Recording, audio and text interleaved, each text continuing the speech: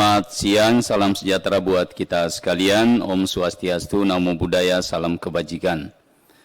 Bapak-bapak para pimpinan yang saya hormati, Pak Menteri, Menpan RB, Kepala BKN, Kepala KASN, dan seluruh jajaran yang saya banggakan, teman-teman anggota Komisi 2, baik yang fisik maupun yang virtual. Pada kesempatan yang baik ini, izinkan saya menyampaikan beberapa hal kepada Pak Menteri.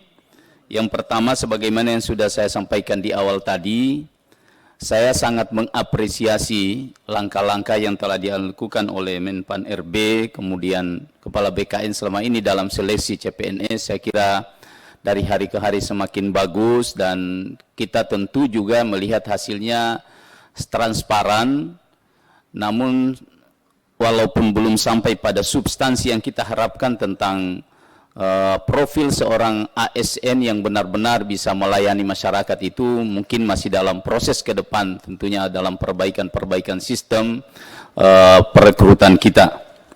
Saya ingin kembali Pak berkaitan dengan persoalan tenaga administrasi. Sebagaimana yang telah saya bacakan tadi di hasil rapat kita pada tahun 2020 yang lalu, salah satu kesimpulannya adalah Komisi 2 meminta kepada kementerian untuk memberikan porsi khusus kepada tenaga administrasi kita yang pada tahun 2013, seingat saya itu terakhir dilakukan seleksi seluruh Indonesia Pak, dan kalau tidak salah ingat itu setengah dari usulan kita semua dari daerah itu yang dinyatakan lulus. Lulusnya pun itu kalau saya tidak salah ingat Pak Menteri, waktu itu dinyatakan lulus dan tidak ada nilai, tidak diumumkan nilainya. Ya. Sehingga teman-teman yang lain yang belum lulus itu masih berharap akan mendapatkan nasib yang sama dengan saudara-saudaranya yang telah lulus di tahap awal itu. Namun mereka mungkin karena ya moratorium yang disampaikan tadi, sehingga sampai hari ini mereka belum pernah terakomodir Pak Menteri. Mungkin Pak Menteri memang kalau kita lihat dari kategori tenaga administrasi yang ada, sesungguhnya belum menyentuh mereka Pak.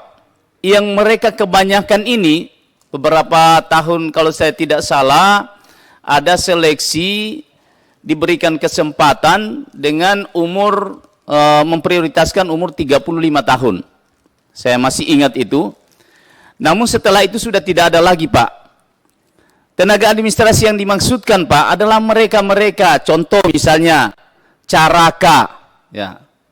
Contoh misalnya office boy, tenaga komputer, operator komputer. Mereka ini sebetulnya Pak yang sudah mengabdi kepada daerah. Dan saya tahu betul mereka mengabdi puluhan tahun. Mereka dengan saya lihat dengan mata kepala saya sendiri, bahkan mereka ini lebih rajin daripada tenaga-tenaga ASN.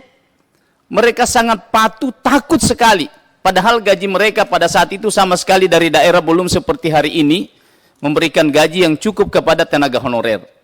Nah mereka inilah sampai hari ini dengan sabarnya Pak Menteri masih menunggu peluang itu. Kapan mereka diberi peluang untuk bisa, sekalipun hanya sehari misalnya. Karena mereka akan memasuki masa usia pensiun, karena lamanya mereka mengabdi tapi tidak terakomodir. Nah, itu kira-kira Pak Menteri yang ingin saya sampaikan pada kesempatan ini. Sehingga mudah-mudahan ini kesempatan besar. Saya tahu betul Pak Menteri ini adalah orang yang memiliki kepedulian yang sangat besar kepada orang cilik Pak. Orang yang kecil. Dan mereka inilah orang cilik Pak. Orang-orang yang memang pesuruh di kantor-kantor itu, dan mereka belum merasakan nasib dengan saudara-saudaranya. Ini tidak ada keadilan sesungguhnya Pak. Mereka ini mendapatkan nasib yang tidak beruntung, hanya persoalan ketidakadilan sesungguhnya. Karena sahabat-sahabatnya yang lain sudah terekrut mereka dengan seleksi yang formalitas sifatnya Pak, yang saya ingat waktu itu. Belum Pak Menteri di situ. Nah, oleh karena itu pada kesempatan yang baik ini, sesuai dengan rekomendasi dari Komisi 2, kami sekali lagi masih sangat berharap Pak Menteri bisa memberikan ruang kepada saudara-saudara kita ini yang hari ini sangat menunggu kebijakan besar dari negara untuk bisa ada keberpihakan buat mereka. Saya kira itu yang perlu. Jadi sekali lagi saya tegaskan bahwa tenaga administrasi ini beda dengan tenaga teknis, Pak. Tenaga administrasi yang dimaksudkan yang hari ini mengeluh di mana-mana itu adalah mereka seperti yang saya sebutkan tadi, tenaga caraka, office boy, kemudian tenaga komputer yang dulu karena masih bikin-bikin amplop Pak Menteri dulu. Mereka ini tugasnya karena dulu belum secanggih sekarang. Ya.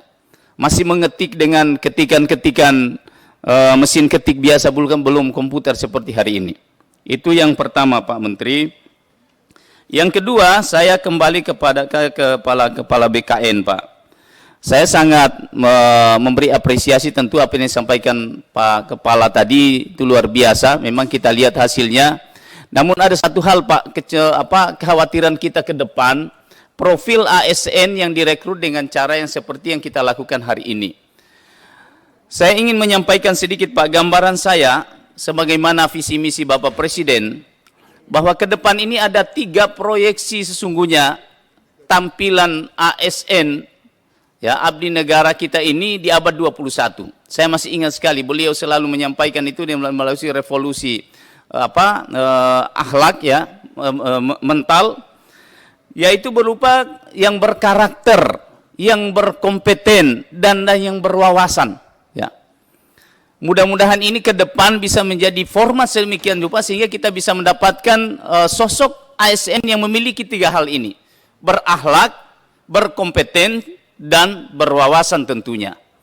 Nah ini, kalau ini kita dapatkan, saya kira insya Allah misi besar dari Kementerian, Menpan RB, kemudian KSN insya Allah akan menjadikan Indonesia memiliki pelayan yang bisa diharapkan sebagaimana visi misi Bapak Presiden tentunya. Kalau sekarang ini Bapak Presiden selalu menyampaikan bahwa bagaimana kita di Indonesia. Bapak Presiden dulu waktu ke Turki menceritakan kepada kami waktu itu kepala daerah.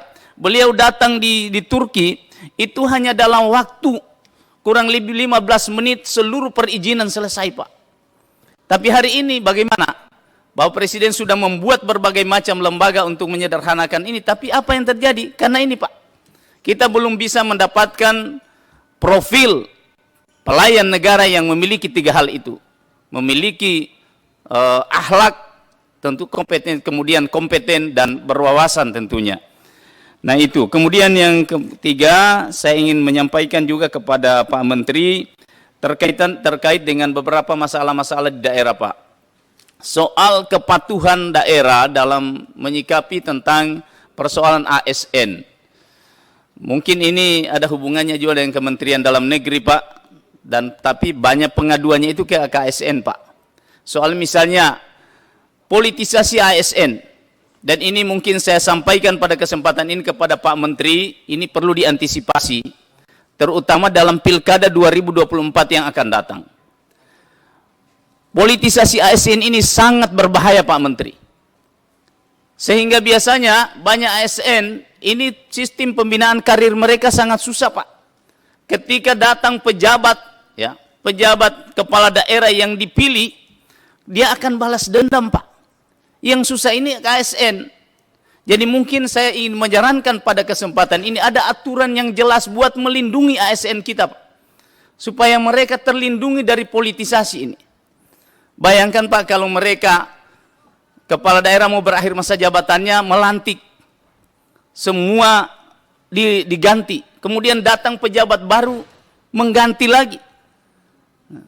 Kepala daerah ASN yang tidak mendukung dia semua akan diganti Pak, kepala dinas. Jadi tidak ada kepastian buat ASN kita. Jadi perlu dipikirkan ke depan ada sebuah aturan Pak yang melindungi mereka. Jangan seperti yang terjadi hari ini, dan saya yakin Bapak dari KSN itu banyak menerima pengaduan ini. Datang kepala daerah yang baru semua diganti Pak kepala dinasnya. Tidak ada alasan apapun, tidak ada ukuran apapun mereka diganti.